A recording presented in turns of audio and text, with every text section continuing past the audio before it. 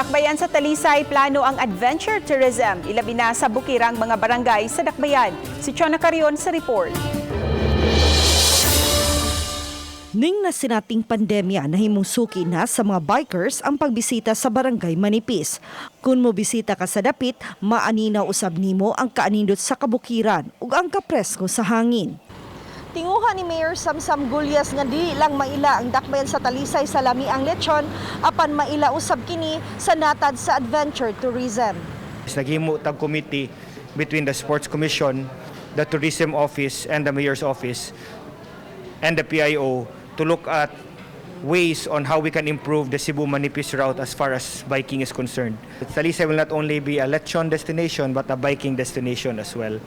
Gitahasan sa mayor ang City Tourism Office sa pagsusi sa 22 ka mga barangay sa Talisay aron pagpalambo sa turismo.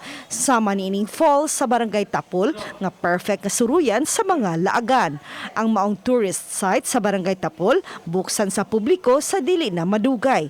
Tipik sa 8-point agenda sa mayor ang pagpalambo sa turismo aron sa pag-increase sa mga turista sa Dakbayan. Biking, then nasa pina-trekking, mga gipatanaw na mo ang mga falls, gipatanaw na mo ang katong mga trekking and swimming destinations sa bukid sa Talisay. Uban ni Renante Quinones, Chona Carion, Balitang Bisdak.